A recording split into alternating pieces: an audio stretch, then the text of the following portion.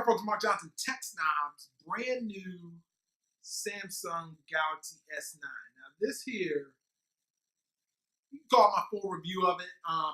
Awesome Samsung device. Now, first thing I'm gonna start off talking about this thing. Truthfully, it really doesn't look much more different than the S8. Okay, so you got the S8. It's not a whole lot when you first glance at it to what's different. But I'm gonna start off with pretty much like my top 5 things about the S9 that you should know about, or if you're considering buying one. Number one is gonna be the most obvious thing on the back, and that's gonna be the fingerprint reader. Last year, as you noticed, the fingerprint reader was on the left-hand side. That was terrible. Terrible design. I never, very rarely, I didn't even use the phone that much. I mean, it was pretty much a big deal breaker for me.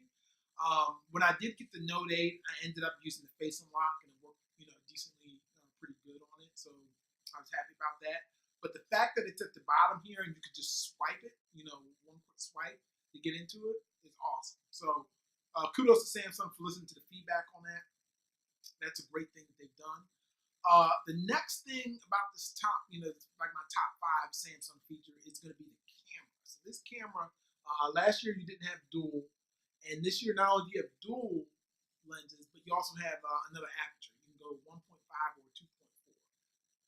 I haven't seen a big difference, but the fact that you can do it, the first time in the smartphone that it even has a feature like that, another big kudos to Samsung for that. So that's awesome. It also has like the heart rate monitor. It kind of can do some blood pressure type stuff. There's some videos floating around out there on the web. I saw Dave2D put up a video, some other folks that, they were talking about how you can measure blood pressure changes. It really can't measure your blood pressure, but it's still a start, and these phones are getting there. That'd be a cool feature to see in the future, especially health-wise. That'd be awesome, but definitely the camera would be my second one.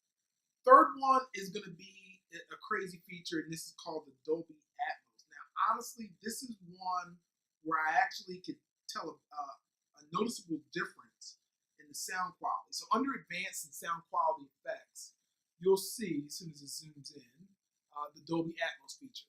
Of course, Samsung is not on by default. You have to go and hunt through these screens to turn it on, which adds to the fact that with all their devices, there's still crazy amount of features and things in this phone and things you can do, but it's just hidden in these menu systems. I mean, the phone's faster, performs well, but it's still like you'll never know it's there. There's another one in there I just found today where if you want a certain sound effect to come from the phone, it could come from the phone, but you also can push it to like a Bluetooth speaker if you want it. Why you would do that, I'm not sure, but you can do it. So the thing with Samsung, they always give me all these options. So that's a cool thing as well. And then the next feature I would talk about is, of course the Atmos feature's in there, but it also, that means you have this front earpiece is also a speaker as well, where it shoots sound up, and that's an awesome feature as well. Another thing is, you still got the same stuff from last year, the headphone jack and USB Type-C charging, fast charging, wireless charging, all that good stuff. You also get the AR emoji, which is, it's okay. It's something, I have to pull up mine. It looks it looks somewhat disturbing, I would say. Super slow mo is another cool feature as well on here.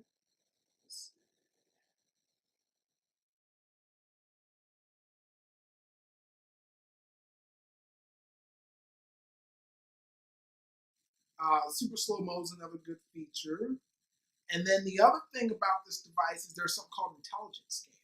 So Intelligent Scan does a combination of your irises and your face to unlock the phone. So it's not just one. The iris scan is a little slow.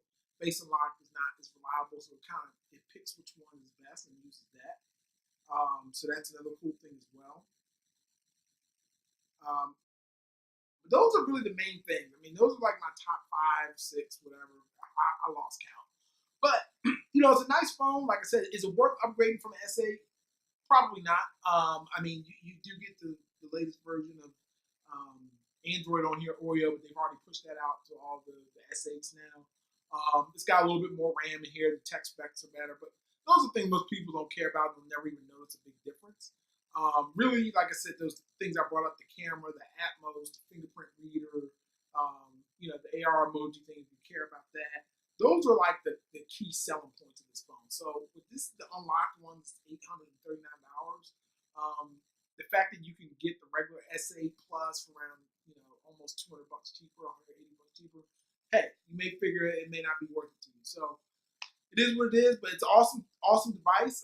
Like I said, I can't, they've definitely made some improvements here, but it's just whether or not it's enough for you to upgrade if you already have an S8. So thanks for watching. Be sure to check out the site techsnobs.com for more coverage. Be sure to give this video a thumbs up if you liked it.